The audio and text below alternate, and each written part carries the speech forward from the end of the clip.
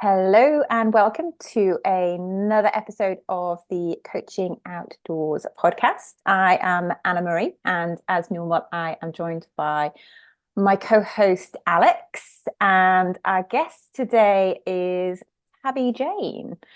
So we've got a bit of a Scottish vibe going on. I'm definitely in the minority down in the wild west of Wiltshire, but hey, so it is what it is. So, listener, I hope you are well. I hope your day is going swimmingly, and kick back, listen, and learn. It's going to be a cracker of an interview. So, Tabi, thank you so much for joining our conversation today. You have been on our list of guests for a while, so it is great to tie you down. If you're just able to briefly introduce yourself, that would be a great starting point. Yes, I always hate introductions, but if we keep it simple, I'm a professional certified coach with ICF, and I'm the founding director of Earthself, which is a coaching, consulting, and training community interest company that works with forward-thinking teams and organizations, people and communities who know that there's a better way of doing business, one that is inspired by Earth itself. What a great introduction. It's nice and succinct as well. It's only taken 10 years to get it that succinct. And it rolled off the tongue. It sounded like you knew exactly what you're wanting to say there. So for anybody, all of our listeners who've watched or listened to any of our podcasts before, they will know we always ask our guests this question first, and it really does help us to get to know you a little bit better and a little bit about your sort of background and where your connection with nature has come from. So what is your earliest memory of being outdoors, and why do you love nature so much, or love being outdoors so much? I really struggled. I've spent a lot of time trying to identify my earliest memory, and all that comes up is multiple memories. And I think that's because growing up in Scotland, I had a very rural upbringing. So I spent a lot of time in Haddington, in East Lothian, in my probably from 6 months to about 4 years.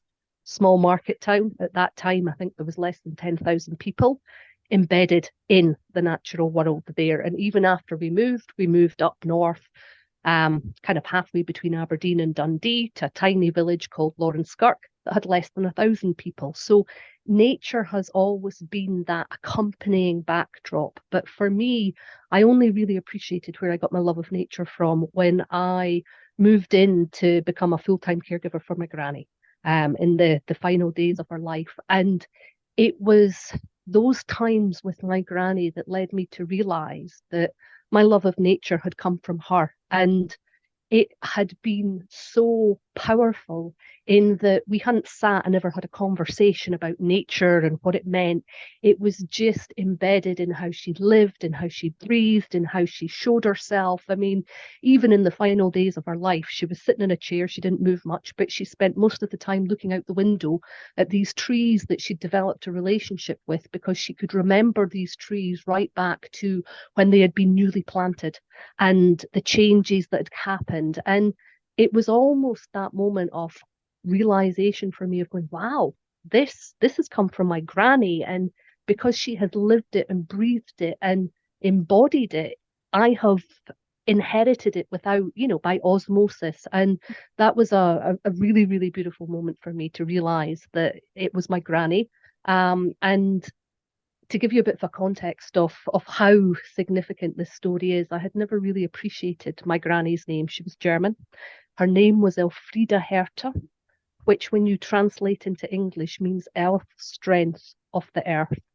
And I was really lucky to get a spontaneous video of her talking about nature, which turned out to be a week before she died, that we were then able to feed into an applied research project that we did. And it was a really humbling experience to not only have recognized that my love of nature and earth came from Granny, but to be able to bring her in a subtle ancestral way into the work that I do and watch other people's response to her embodying her own love of nature and earth and what it triggered in other people. So go Granny. And yeah, she definitely was off the earth. And she lives on through your work, which is Mm-hmm. just really, really beautiful to hear. And a number of our guests have referenced grandparents' influence on their connection to nature. So it's that generational piece is just an observation that comes through with that. And moving forwards from that time where, at the time, that awareness, that self-awareness is it takes something like that to really come to pass. And then as you traversed your early career, how has that then gone on to shape the development of Earthself, particularly as a neurodiverse and female-owned community interest company? Again, a really interesting question, because I think it's been more my personal experiences than my career that has actually shaped how Earthself has developed as an organisation. And what I mean by that is there's always been a very strategic approach to my thought process of, I can remember this moment when I was 17 and kind of toying with what I wanted to do with life, that big question. And being in the local woods in Gifford, East Lothian, going for a walk and kind of having this realization. And sometimes I think intuition can speak in a disembodied voice that comes almost as if it's separate from you. And it was just this, well, if you want to change the system, you have to be part of it. And I was like, oh man, that wasn't really the insight that I was wanting at 17, but it set me on a trajectory of going, well, how do I want to help people? Well, if I look at it, I'm interested in people and culture. So that's either psychology or sociology. Psychology seems to make more sense. I went and did the degree in psychology. My younger brother died halfway through that degree when he was 17 in a car accident. So I set up a non-profit organization helping young adults affected by bereavement. That did definitely shape how Earthself has kind of evolved, because I realized that there's this unhealthy relationship in non-profit organizations where relying on handouts instead of actually engaging in trade. So that shaped how Earthself was developed. But then it was a case of thinking that I wanted to be a psychologist, working in the local psychiatric hospital, going, this type of psychology doesn't make sense for me. Following that love of nature that I had, which took me to Spain, to then discover coaching there and go, wow, I have moved forward more in 6 months than I have in 6 years. This is incredible. Let me go and step into this space and develop it. And I think probably like many early coaches, I did the coach training, got to the end of the coach training and went, oh, I have to create a business. Shit. Sorry, I don't know if you could swear, but that literally was my response, because I'd never even contemplated the business side of it. And the developing of the business side of it, I suppose, and sitting thinking with really the question, I mean, how would Earth create a business? What would that look like? And I mean, if we're going to work with nature as coaches, how does that translate into every facet of our life? So, I mean, that's that bigger aspect of a meta question that exists within society and the challenges that we're facing. And for me, I wanted to be able to walk my talk with integrity. So there's been this dance of figuring out how to make it work. I also know that I'm not particularly motivated by money. So a community interest company with an asset lock, it's far more exciting for me to go, ooh, make a profit. Actually, 2/3 of it has to go and benefit Earth and all its inhabitants. So I get rich, the Earth gets rich. Well, is that not really what it means if we acknowledge Earth as a stakeholder in our business? And yeah, it has just been that continual process and inquiry. And for me, I was only diagnosed as being autistic in May 2022, although I'd kind of suspected it since about 2014 and 2015.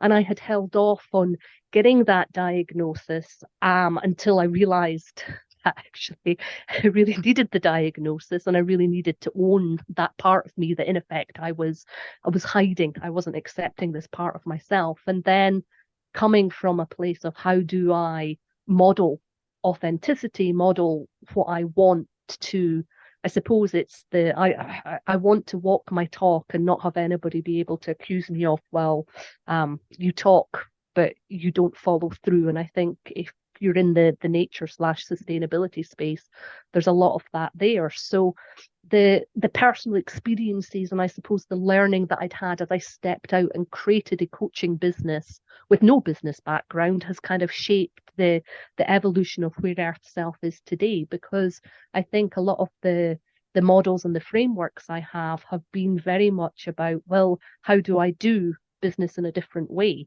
What does it mean to, I mean, I sit and think, if you look at so much of business stuff, it's actually really boring when you read it, and it's so abstract and doesn't make sense. But then when you bring it alive through engaging with the natural world and modeling on how nature works, it then makes a hell of a lot of sense. And it makes it easier to do business because you're aligning with, well, for me, if you look at it, the earth is, in effect, the biggest business around. I mean, the WWF did a study in 2020 and estimated that Earth each year provides, what is it? Oh God, I can't remember the figure, but it's something trillion worth of ecosystem services each year. And I wish I could remember the figure. I think it's something ridiculous like 12 trillion, 4 trillion, 14 trillion, or something up there. And it's like, here's $1 trillion business that is doing business, providing a service to us. Why would we not model on it instead of some of the, the existing unsustainable business models that are out there? There's so much in what you've just said there. I've literally got your website open here, and it's 125 trillion US dollars. I'm not even close. 125 trillion. There you go. I mean, ridiculous amount. Nobody can even comprehend what that amount actually is. It's just mind-bogglingly huge, isn't it? There's so much in what you've described there, and I think the first thing I'd like to say is, anybody listening to this, please go on your website, because your website is fantastic. It's one of the best websites I think I've seen in a long time, because it's so clear and so clean and so easy to read, easy to understand, but it's got it. I don't know what it is. There's something about it. It's very fresh. There's all the information there, but it doesn't boggle you with the information. You don't read lots of stuff and think, I don't know what you're talking about. It's really, really good. And I read about your granny on there as well, and the and things. And I think, yes, go on the website. There's so much information there, so much of what you said just now, a lot of that's in there as well. And we really do as coaches have that challenge, don't we, that we know what we want to do. We know we want to be a coach. We have our background maybe in psychology or wherever we've come from. It's the business side of things that we go, well, we want to start a business, but none of us, not many of us have an actual business background. And seeing Earth as a business, as an organization, as and changing the way you think about it. When I was looking at your website, I was just like, that really does make you think actually totally differently about nature, and how you refer to it, Earth. So yeah, I would really recommend for people to go on there, on your website. And one of the things that comes up on your website is your nature process, the ICF accredited level 1 program that you have put together and that you run. So kind of bringing that idea of nature and earth into an actual coaching training program, and it's ICF accredited as well, which is wonderful. Could you give us a little bit of insight into what inspired that you creating that program, and maybe a bit about how it's kind of developed over the time since you first started running it to now? I think there was kind of 2 aspects to why I started developing it. I mean, one, when I started training to become a coach, I did look for a nature-based coaching training, and there was nothing. So I started the coach training program that I did at the same time that I took on a master's in applied ecopsychology, so that I could work to integrate them together. And I'd done a bit of research. I am a research geek. I think it's really useful to go and look at, well, the existing knowledge base and leverage your awareness through the existing knowledge base, and had kind of come across a paper in a journal article talking about how nature-based practices were dispersed and they weren't kind of unified, and there was no formal training. And I thought, oh, that'd be really interesting to create a training program. But the catalyst for me was that when I was working with clients, my clients then started saying, well, how can we train in what you do? And it was almost like, oh, well, I better go and figure out what I do and kind of put it into a program and distill it. And that was the start of the journey. And I think that was, if I remember correctly, about 2016. And it's been a lot of beta testing, of small programs, of kind of synthesizing it and putting it together. And to sit and think that I started it in 2016 and it only got the ICF accreditation last year, which is 2023. That was a long time to develop it small scale. But again, from that place of integrity, I didn't want to develop something and scale it and then realize that it wasn't right for the market, and it didn't do what it said on the tin. And I was aware of the rumblings. I mean, it's quite funny to sit and think that the rumblings of coaching becoming a regulated industry have been going on for so long. But I also didn't ever want anybody who had gone through the training program to one day go, oh, now coaching's regulated and you have to have a specific qualification, and what you've done, you've trained me in something that's no longer valid and I can't call myself a coach. And I thought, I can't, from how I view life, do that to anybody. I mean, that just sounds so wrong. So it has developed into something that I am really, really proud of. I mean, it starts by looking at the ICF core competencies and how would nature work with the ICF core competencies, and then going into coaching with the nature process, and then looking at some transformative coaching skills to weave it all together. And when it started out, there had been another module which around the Earth Connected framework. And again, this is part of this not accepting and owning the autistic diagnosis. I couldn't understand why people weren't absorbing the information and being able to apply it.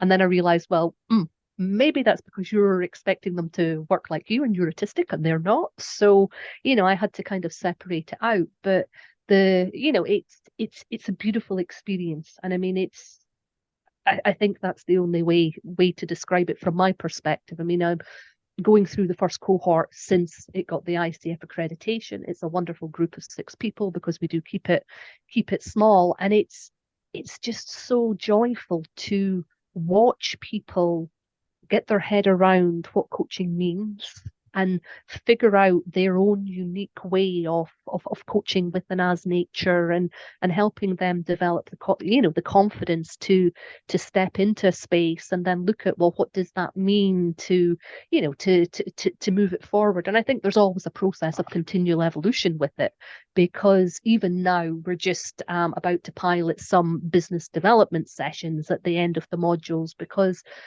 it comes again to that place. I really believe that my success, the Earthself success, comes through the success of it's the people that it's trained, and their success comes from having a successful coaching business. And like you said, we all know how hard it is.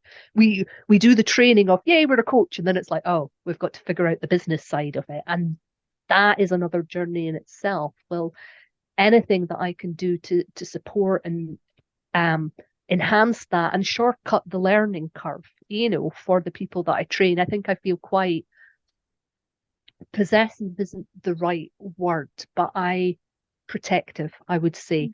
I want them to do well, and that also comes from the place of, you're investing in something. I want you to get the return on investment, and we have to be showing that as coaches, in all the work we do. What is the return on investment, the impact of coaching? And I think I'll stop there, because otherwise I could just go on. I mean, I think I've given you a sense of it, but it is, for me, I'm really enjoying stepping back into the space of training people again, because I did have to stop when I went into autistic burnout. So there's been a rediscovering training again as well for me in this cohort.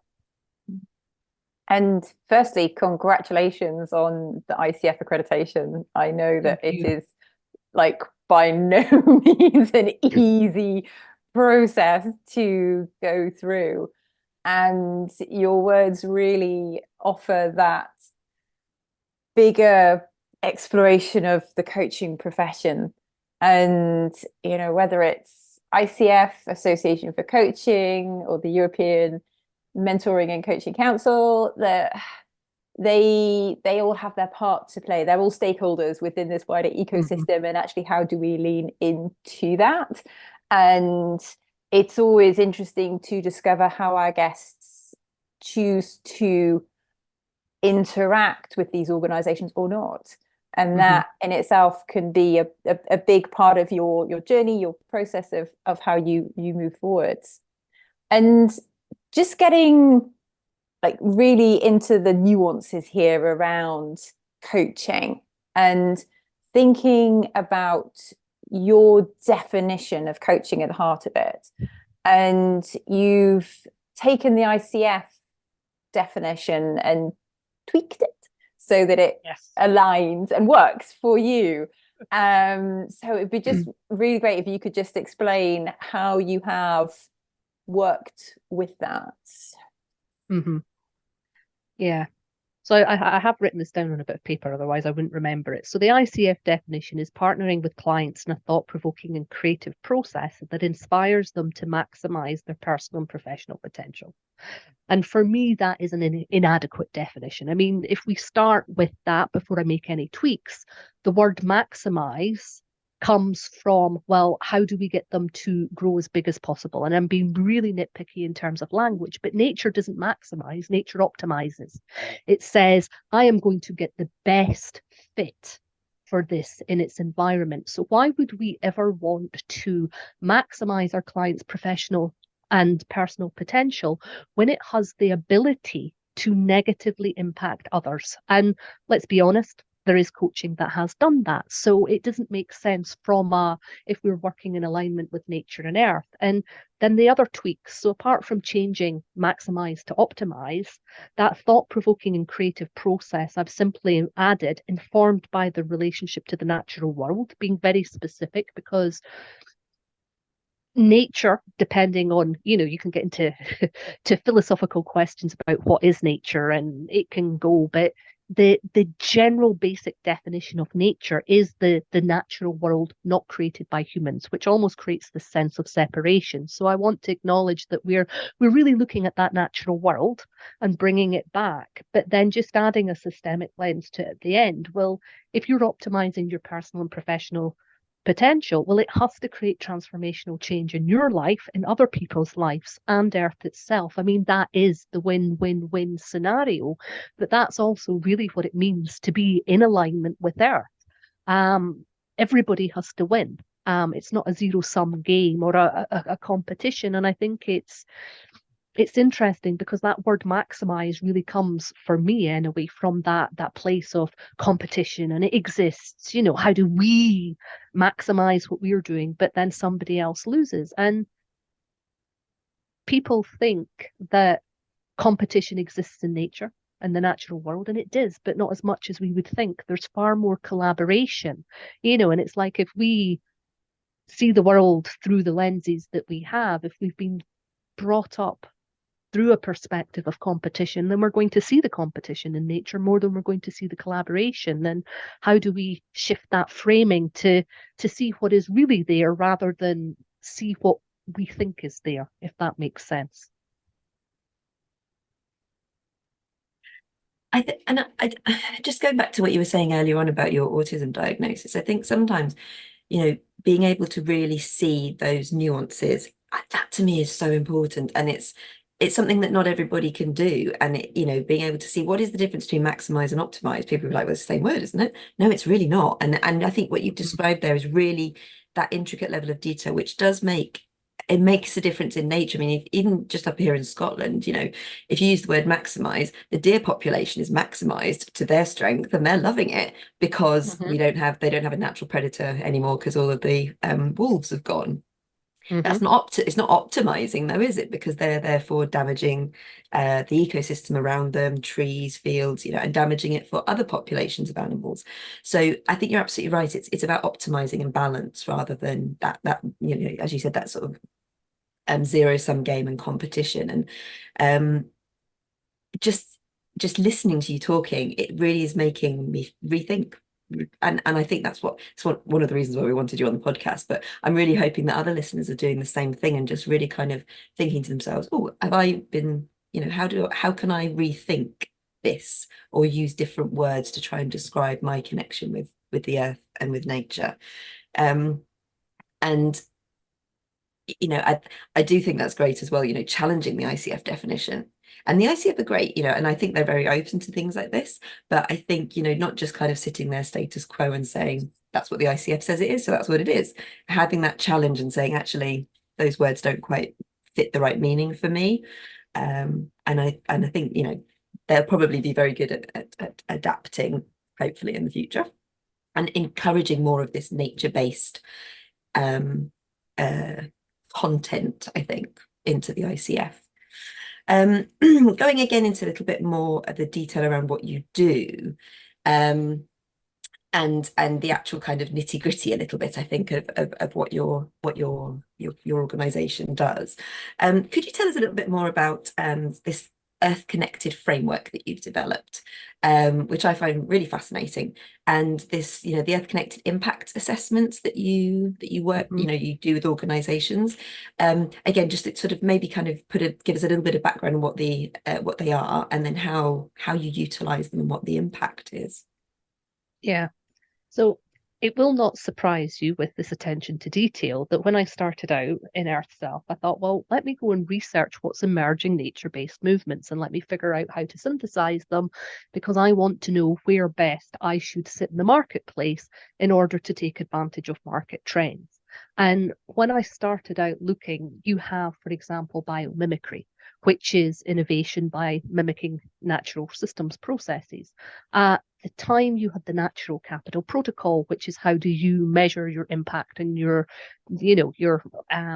dependencies on nature. It's kind of morphed now into the nature positive global goal, but you also had all the work around nature connectedness in the psychological aspects that looks at, how do people engage? What is that human nature relationship? You've got the circular economy. How do we design systems and processes? And how do we look at, ESG as a part of it? So the context behind it is I spent a lot of time figuring out how to put this together. Now, ultimately, the Earth Connected framework is a systemic map that helps us explore how to really align ourselves individually and collectively with how Earth functions. So for me, it is that template of how I will approach any engagement with a client, whether I'm using the framework explicitly or not, because some people want the framework, some people don't. Sometimes we're just working on a specific aspect of the framework. But around it, we have this really simplistic idea that all we need to do is connect humans back to Earth and everything will be fine. And from a systemic perspective, there's far bigger systems at play that are impacting us. Now, from an analysis of a number of conversations a few years back that I'd done in support of COP26, I identified that everybody in the sustainability space is talking about 4 key systems. It's the family, it's the community, it's the team, it's the organization. And these systems impact positively or negatively upon our human relationship with Earth. But also from an organizational perspective, we have to take into consideration all of these. And literally the organizational frame or assessment that we've got is basically I basically did a data analysis and synthesized key elements of all these emerging nature-based movements and put them into a criteria. So each segment internally of the Earth Connected framework has one question. So again, it's multi-purpose. There can be 5 simple questions that we can have yes or no answers to, or we can put them onto Likert scales, depending how and when it's appropriate to model with it, to look at, well, how aware are you of your relationship with nature? Is nature driving your culture? Is it informing your products and services? Is it part of the way that you design the systems and processes? And do you have a purpose that's actually embedded, aligned with Earth's purpose of sustaining life in your organization? And that's a simple linear process that I've kind of given, but obviously it's systemic. All of this is happening in pockets. So the organizational assessment is a way of sitting down either individually with a leader, collectively with a team.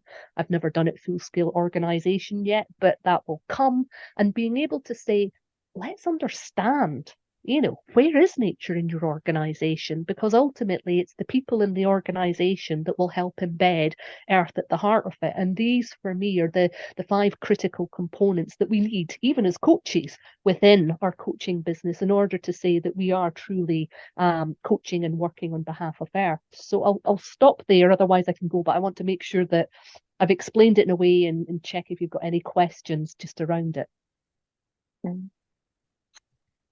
And the research that you have done behind this is simply phenomenal. Getting into the crunching of the data and then really distilling it down into what is important ultimately. And it's when sometimes you look at a framework, you're like, oh, it's so simple on the face of it. And then actually it's when you take that step back and you're like, the complexities within that are just absolutely huge. And I think this almost leads into this point around, the difference between exploring a part of nature versus exploring nature as a system. From a human being perspective, depending where we are in our personal journey and what's going on in our life, looking at nature as an entirety can be too overwhelming. And I have had people say that in some sessions that I've run with them. Whereas when we look at a part of nature, so for example, I'm sitting here in the allotment and I'm looking at the hills.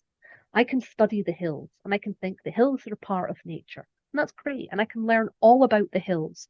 It gives me a focal point that actually allows the way that my brain works, or the way that the human brain works, because there is a difference between a neurotypical and a neurodiverse brain. But I can study the hills and it can give me one focal point that will actually help change the way that my brain is actually functioning. It's easy to look at the hills and contemplate the hills. But when you start looking at the hills in the context of a system and think, well, how do the hills relate to the water cycle? How does then the weather change when you are down in the valley like I am, when you're up on the hills? How has it changed over time? I mean, what I love, like random geeky fact, is that the hills in Scotland used to be part of the Appalachian Mountains in America a long time ago.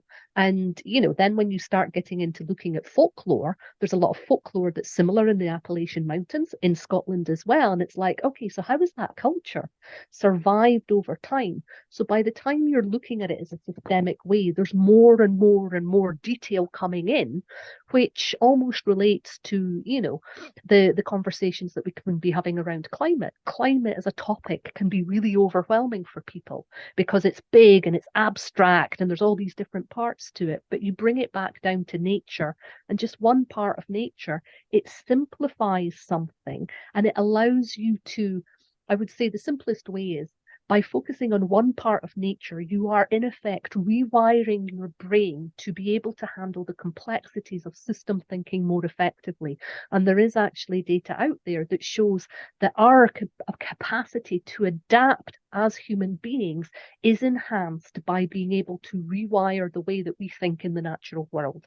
So one part is the gateway into a bigger system, but it does it in a way that it's not scary, that it's not overwhelming, that it can be joyful, that it can be exciting, that, you can develop that emotion and that connection to that part. I mean, for me, if I bring it down as well and you continue to use the hills as an example, I am in absolute love with these hills.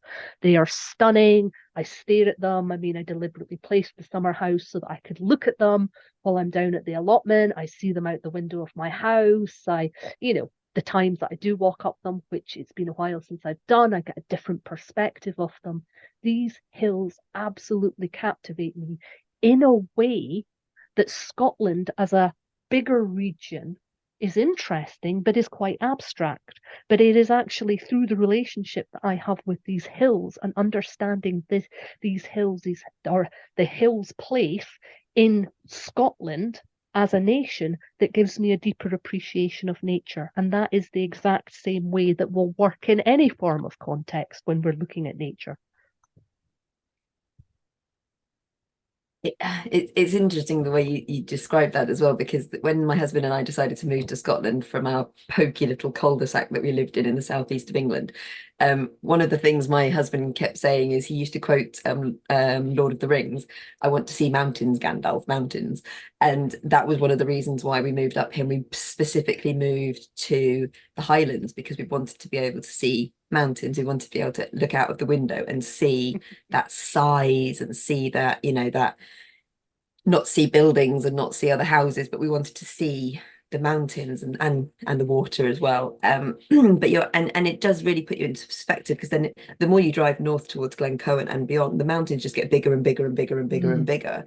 And I think, yes, that can be quite overwhelming if you just go straight there. But as you see them moving and evolving and getting bigger and bigger, you can really kind of take on that understanding, I think, as well. And even just, the Highland fault line, and understanding the difference between the north side of the Highland fault line and the south side.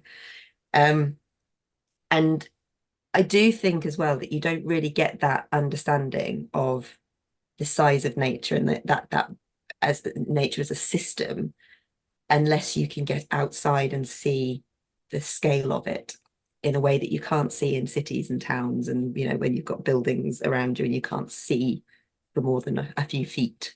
When you can see for miles, literally, it just brings your mind into a totally different world. So it's a really interesting way of thinking about it, actually, from that sort of part of a system through to the system as a whole, and the big system thinking. Now, obviously, we're focusing on outdoor coaching, and we're really talking about the impact and the benefits of outdoors. But why do you think we might need to actually think about taking coaching outdoors back indoors? Is there any aspect of what you do where we think, actually, let's utilize the indoors again or more rather than the outdoors? Well, there's numerous different points here, and it's from a practical and pragmatic perspective that being able to take coaching outdoors is a very Western approach, whether we like it or not. And I have worked with clients in Dubai and that have said to me, well, it's great, but the only access to the natural world I have is the stars above, because it's not safe due to heat to get out during the day. I've also had clients in South America that said, I am so sick of actually all these blooming Americans telling me how I should engage with nature and go outside, when actually it's not safe, and to go out in nature could put my life at risk. So we have to understand it from a global perspective, that our experience in the Western world of engaging and interacting with nature is not universal. We also have to recognize that what happens if you have disabilities or you have mental health issues, which makes it difficult to leave the house. Sometimes coaching outdoors is not particularly appropriate for there. But I always remember a conversation that I had with a chap called Robert Van Ogtrop, and he had founded I think it was the Natural Leaders Academy. I hope I've remembered that correctly.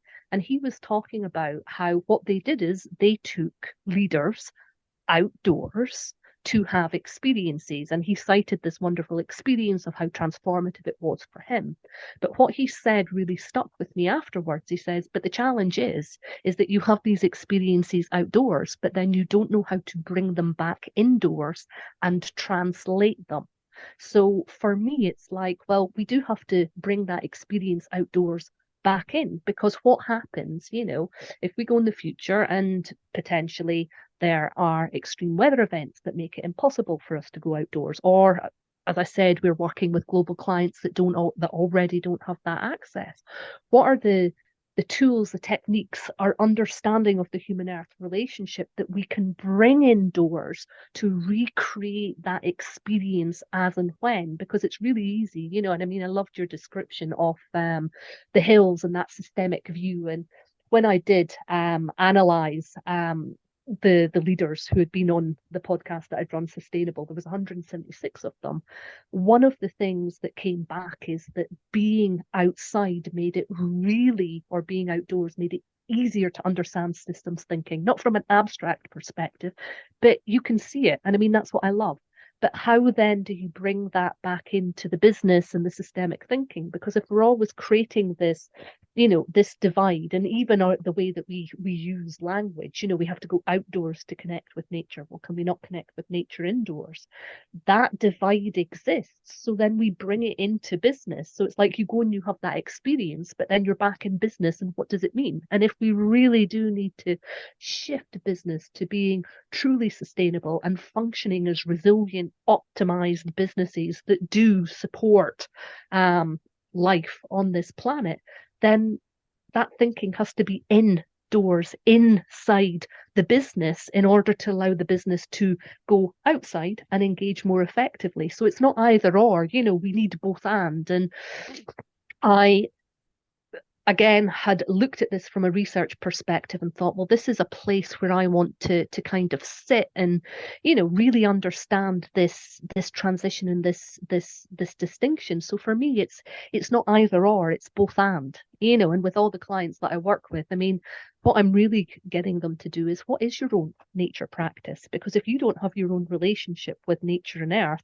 how on earth are you even going to think about integrating it into any aspects of your life? Because that for me is the starting point, whether or not we're working with clients outdoors or inside or even online. And I'm really struck. It's almost, for me, triggering back to this, it's the language. Like, what words do we use to communicate our message? And within life, this binary, this or that, it's convenient, and it's far more complex than that. And it's something very much in my own journey working with nature in the outdoor space has very much evolved as I track my coaching journey. And I'm sure anyone kind of listening and watching it as well, as you step more towards this area of coaching, it'll evolve, it'll change as you really start to learn more and gain more experience. And for me at the moment, I'm like, well, I am nature. And it kind of links back to this part of, actually, we've very much disassociated and divorced ourselves from the natural world, whereas we are a part of it. And I think it's so pertinent that you've brought this kind of cultural lens piece back to it. And actually, when we're talking about outdoor coaching or coaching with nature or green coaching or eco coaching, or however you label it, it is through this lens. And yes, it is a means to communicate, how are you being, what are you doing, what is your service, and what else is possible. So it is this kind of this shifting, this openness to it. And anyone listening in clearly would love to hear your thoughts on this. Please do comment in the post below. It's topical and it needs to be talked about more. So, tracking back through our conversation, your autism and autism diagnosis has cropped up a couple of times, and linking that into your understanding of neurodiversity. And it would be interesting to hear a little bit more about your journey, and then how is that enabling you or anyone to coach more effectively as and with nature?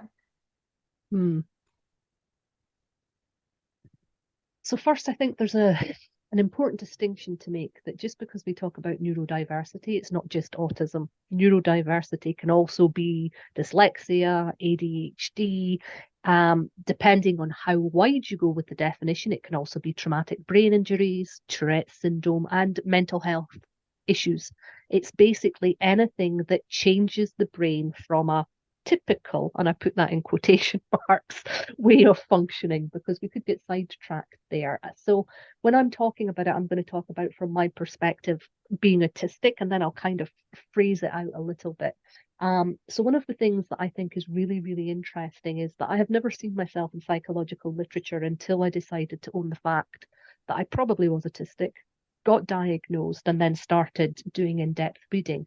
And one of the things that for me is really interesting is that, especially in autistic women, there is a high love of the natural world, real interest in animals, which is very, very prevalent. It is, I would say, it is an essential part of, we need it to survive because of its capacity to help us self-regulate.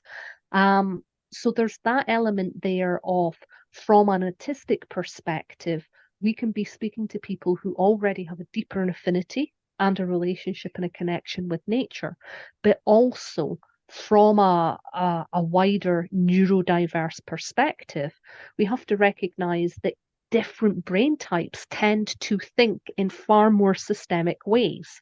And there can be this distinction of, and this is a really simplified way of looking at it, bottom-up processing to top-down processing.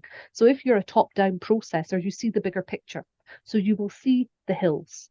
But if you are a bottom-up processor, you won't just see the hills. You will see the way that the hills lie. You'll see the sheep that are moving on them. You'll see the layout of the fields on them. Then you'll see the trees and the relationships that the trees have. So you go into those deeper details. So for me, it's being able to understand, well, how do we help people who are those top-down processors, the people who see the big picture, go deeper into the details? Well, simultaneously, how do we help the people who are the bottom-up processors see the bigger picture? Because really what we want to do is, again, it's not an either or. We want to be able to have flexibility between being able to see the big picture and being able to see the details. And for me, that is the power of what coaching with and as nature can help us do, because we can be working with people to help them adapt and evolve their brain. And I think it's really interesting from that neurodiverse wide definition. If experiences such as brain injuries, mental health issues change our brains, then why are we not consciously and deliberately choosing to evolve our brains in a way that makes sense to create greater harmony within humanity, instead of this decisive, polarized either or thinking that kind of exists collectively? And why are we not choosing to evolve human brains in a way that makes sense, and take the different brains, or the different ways that brain functions, and celebrate and acknowledge their differences? Because I mean, it translates into, there would be a different format of coaching questions that you might ask people depending on how their brain works, and knowing this and understanding it can be really helpful. And if I bring a practical example, asking a neurodivergent person an open-ended question when you're trying to close a coaching session down could unwittingly open up an entirely new conversation that you're like, oh, I didn't mean to do that. So there might be a need for more direct, closed questionings because of the way somebody's brain works. But by being able to leverage how they are engaging and interacting with nature as part of the coaching, it will give you greater insight and clarity into how people's brains work so that you can coach them more effectively. I think this really highlights to me the evolution of the whole kind of concept of team dynamics as well. And, through coaching, whether it's an individual or a team, is helping them to understand yours isn't the only way of seeing the world, yours isn't the only way of thinking. And it's that diversity of neurodiversity. And as you said, if you're a top-down thinker, that's fine, but you should have bottom-up thinkers around you as well, because they'll challenge you, and vice versa. But also being able to adapt and say, okay, let me try and see it from your point of view as well as mine, and let me help you learn the way I see the world, and I want to learn about the way you see the world, or process the world around you. And for me, a lot of the coaching challenges that come up really are around conflict, and somebody in my team and I don't get on, or we can't ever find a solution, or nobody wants to make a decision, or whatever it is. And for me, a lot of it is around this, because people are so staunchly stuck to their way of thinking and seeing the world that they won't necessarily adapt or just open their eyes to other possibilities. And having that kind of lens of neurodiversity with coaching, I think, could really help you know, and not it could, it does really help people to understand their impacts on others, and also absorb the impact others are having on them and learn from them as well.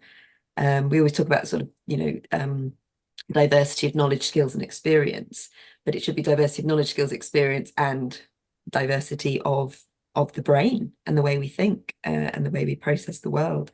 And for me, this is like, let's start really bringing this to the fore. Let's really start talking about this, and really just looking at how we can adapt and how we can learn from this. And I love your description of the bottom, the top down and the bottom up thinking, because it just thinking about some of the people I've worked with over the years and the differences, and where that sometimes that clash happens because they can't understand the way the other one's thinking, and they just can't see, you know, they can't rationalize in their own mind why that other person isn't thinking the same way they are. So, oh my gosh, there's been so much in this podcast, and there's 1,000 more questions we could ask you, which I won't, because we could end up open questions we could go over. But one thing we always ask all of our guests as well is, you know, are there any resources that you could recommend to our listeners? And, you know, we could talk resources across the whole spectrum of what we've spoken about as well. So it might be resources around coaching, it might be resources around environmental impact, it might be resources around neurodiversity. Have you got any kind of suggestions on some key resources that you think our listeners and watchers might find useful?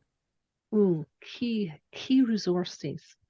I think not to overwhelm people with too many resources. If you are looking at coaching and you want to have an ecological and climate conscious approach to it, then the book that was launched by the CCA, the Ecological and Climate Conscious Coaching, I think it's a companion guide for evolving coaching practice. That's a great starting point. I mean, for any coach wanting to work with nature and earth, the starting point is your own relationship with earth. So have a reflection on that and go for a walk and think about it and see what kind of emerges. Start as you mean to go along. And I think from a neurodiversity perspective,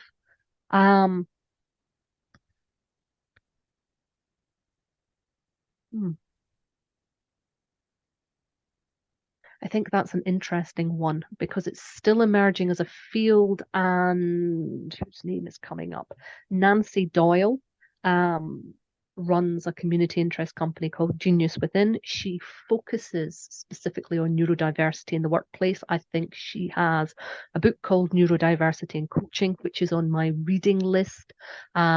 I saw her do a presentation as part of a CPD program that I'm doing on neurodiversity and coaching, and she was so incredible and wonderful in terms of how she communicated that out of all the speakers, she is the one that's impacted me the most because she was able to use an evidence-based approach, explain it, interact it. She, you know, she's also got a really good assessment tool which focuses on behavior and how to work with people's behavior and enhance it. I did that assessment tool. It's actually pretty amazing because it gives strategies that they've put together.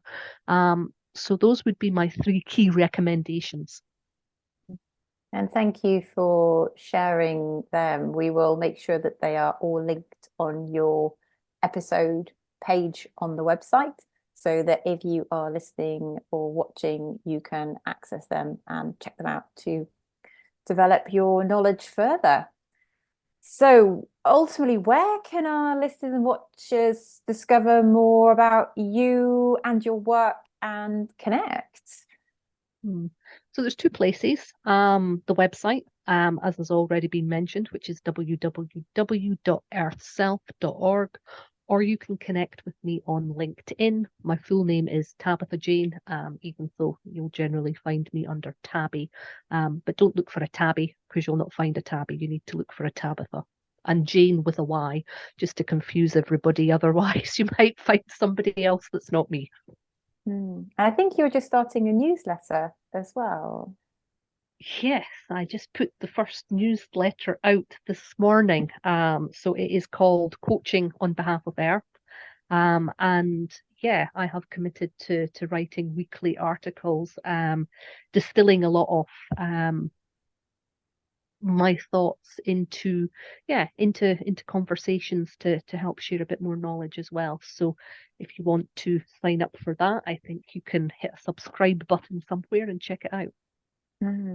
Perfect. Thank you. Thank you for your words of wisdom. It has been an absolutely insightful, mind-boggling conversation. And I really hope that anyone who's listening or watching, take the time to reflect through the different points that have been raised here. There's a huge amount of depth, and where could you take this? What could influence your coaching practice and your own relationship with Earth? And this, for me, always comes back to the pragmatic former army officer, is the so what? And you talked about when we are coaching outdoors, and how do you bring that back indoors?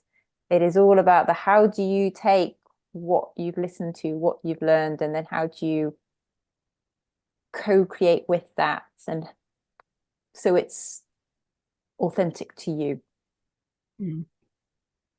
And anyone who's listening, watching in, would love to hear your thought. What are your insights? What are your key takeaways?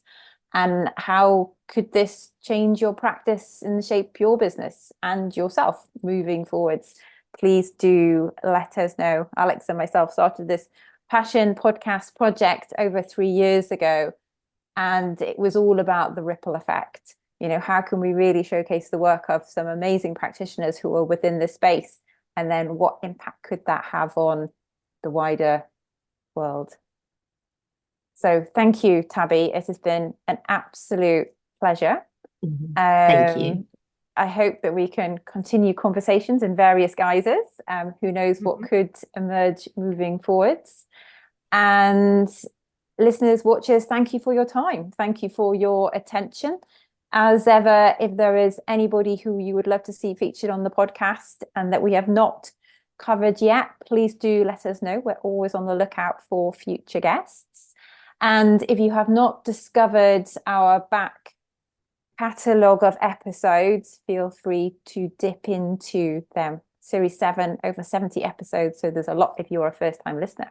And if you are a first-time listener, welcome. Welcome to the community, and thank you. So that is it for today. A big thank you from myself, and look forward to seeing you all on another episode. So if you enjoyed what you've heard, like it, share across your network, and subscribe to our YouTube channel and LinkedIn community page, the Coaching Outdoor Podcast. thanks so much in advance for your support.